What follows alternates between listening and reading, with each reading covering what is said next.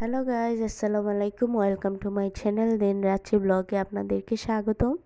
কেমন আছেন আপনারা? নিশ্চয়ই ভালো আছেন। আমিও কিন্তু খুব ভালো আছি আপনাদের দোয়ায় আর আল্লাহর রহমতে। তো প্রতিদিনই কিন্তু আমার লাইফস্টাইলগুলো শেয়ার করতে থাকি আমি। তো আজকেও কিন্তু সেই পাখিগুলোকে একটু খাবার দিয়ে দিলাম। আর মাশাআল্লাহ আমার পাখিগুলোকে কাছ থেকে আরও বেশি ভালো লাগে, সেই জন্য আপনাদেরকে দেখিয়ে দিলাম। ওদেরকে খাবার দিয়ে দিলাম সিড মিক্স। তারপর আমি আমার অন্যান্য কাজে চলে যাব। ঘরটাকে আজকে গুছিয়ে নিয়েছি অফ ক্যামেরাতে, আর এখন ঝাড়ু দিয়ে দিচ্ছি। তো কীরকম চলছে আপনাদের দিনকাল? রোজার প্রস্তুতি তো ভালোই চালাচ্ছেন আপনারা সবাই, প্রস্তুতিটা ভালোই নিচ্ছেন। আসলে আমার আর সেই রকম করে হয়তো নেওয়া হচ্ছে না, কারণ আমি বলেছিলাম যে আমি ইদানিং একটু রান্নায় ব্যস্ত। তারপরেও যতটুকু পারছি টুকটাক করে একটা একটা করে শেষ করছি। আজকে কিন্তু প্রথমেই আমি আপনাদের কাছে রিকোয়েস্ট করে নিচ্ছি, আপনারা যে যেখান থেকে আমার এই ব্লগটি দেখছেন একটা লাইক দিয়ে দিবেন। আর অবশ্যই কিন্তু যদি আপনাদের কাছে কোনো একটি অংশ ভালো লাগে তাহলে একটু কমেন্ট করতে পারেন। আর যারা নতুন সাবস্ক্রাইব করেননি এখন পর্যন্ত, আপনাদের কাছে অনুরোধ থাকবে প্লিজ আপনারা সাবস্ক্রাইব করে দিবেন আমার চ্যানেলটাকে। 1000 সাবস্ক্রাইবার তো পূরণ করতেই হবে, সেই জন্য আর কি। এখন মাত্র আমার 156 সাবস্ক্রাইবারও পড়ে আছে। তো আপনাদের কাছে প্লিজ প্লিজ অনুরোধ থাকবে আপনারা আমার এই সাবস্ক্রাইবারটা পূরণ করে দিন। তো ফাইনালি কিন্তু আমার ঘরটা কিন্তু গুছানো শেষ, এই জন্য একটু এক ঝলকে দেখিয়ে দিলাম আপনাদের সাথে। আর ঘর ঝাড়ু দিয়েও ঘরটাও কমপ্লিট করে ফেললাম। তো আমার ঘরে কিন্তু সিম্পল পরিপাটি ফার্নিচার, সেই জন্য সিম্পলভাবে আপনাদের সাথে শেয়ার করি, আহামরি কিছুই নেই। তো আসলে যা আছে তাই আমি দেখাই। তো ঘরের কাজগুলো শেষ করে এখন একটু রান্নাঘরে চলে আসলাম। আজকে রান্না কি করব তাই চিন্তা করে বসে গেলাম লাউ নিয়ে। আর মাকে জিজ্ঞাসা করছি যে কী রানবো আজকে। তো মা বলে দিলেন লাউ দিয়ে মুরগির যে কাটাকুটি থাকে, যেমন পা, হাত পা, তারপর গলা, এগুলো দিয়ে রান্না করার জন্য। মুরগির এইগুলো কাটাকুটি আমার ভীষণ ভালো লাগে, মানে মুরগির মাংস থেকেও কিন্তু মুরগির এসব খাবার কাটাকুটিগুলো আমার বেশি ভালো লাগে, বেশি ফেভারিট। তো এগুলো দিয়ে আজকে লাউ রান্না করব।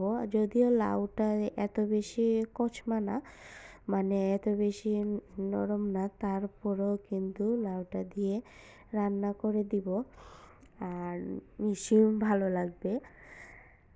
আর রান্না করব মুরগির মাংসটাকে ভুনা করব।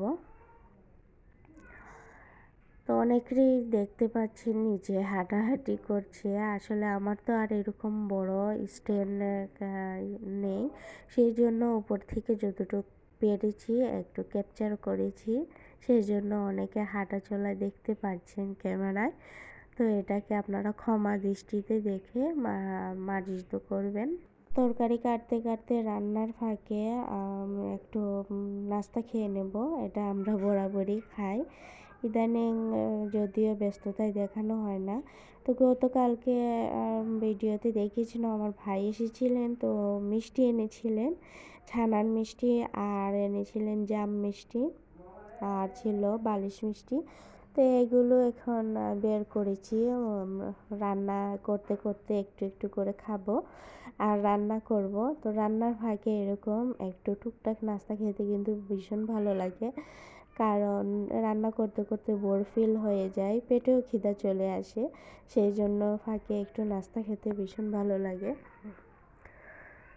তো এইদিকে তরকারিটা বসিয়ে দিচ্ছি, আমার এই মুরগির তরকারিটা আগে বসিয়ে দিব। তো মুরগির তরকারিটা রান্না করব, তারপর লাউটা রান্না করব। তো আজকের মেনুতে এগুলোই থাকবে। তো সেই জন্য পেঁয়াজ কষিয়ে, তারপর আমরা কিন্তু বেশিরভাগই কাটা পেঁয়াজ দিয়ে খাই।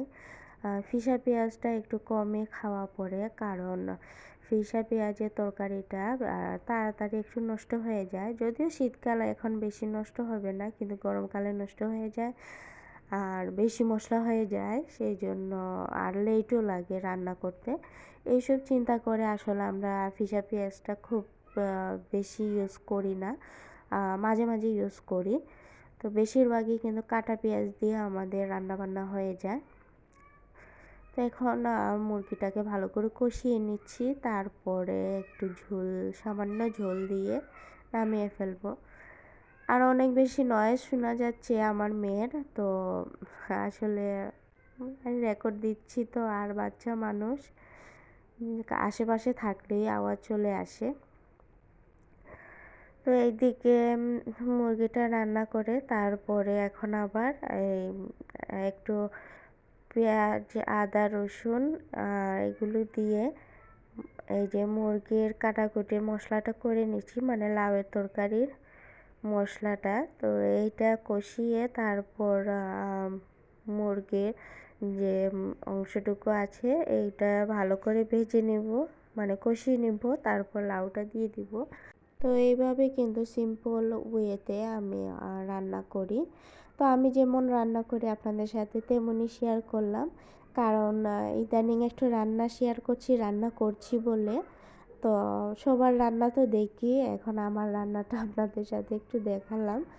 কেমন হলো আমার রান্নাগুলো আপনারা একটু কমেন্ট করে জানাবেন, তাহলে বুঝতে পারবো রাঁধুনি হয়েছি কি না।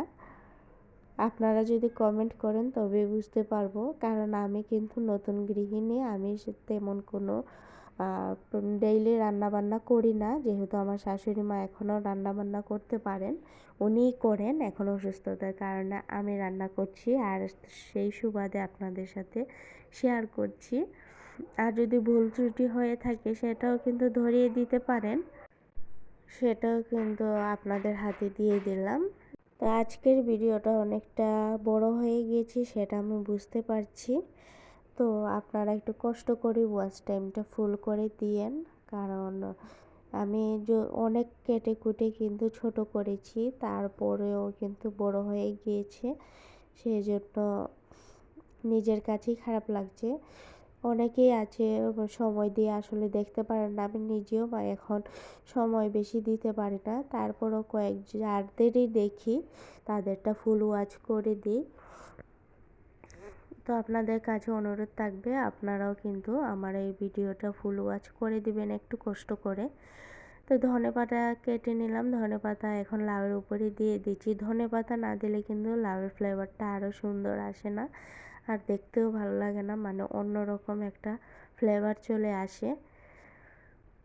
তো আসলে এইভাবেই রান্না করেছি, আর আপনাদের কাছে কেমন লাগলো জানাবেন। আর আজ এই পর্যন্তই, ভালো থাকবেন সবাই, আর আমার জন্য দোয়া করবেন। আমি একটু অসুস্থ, তাড়াতাড়ি যাতে ভালো হয়ে যায়, কাশি আছে আর একটু মানে ঠান্ডা প্রবলেম, সেই জন্য। তো ভালো থাকবেন, আল্লাহ হাফেজ।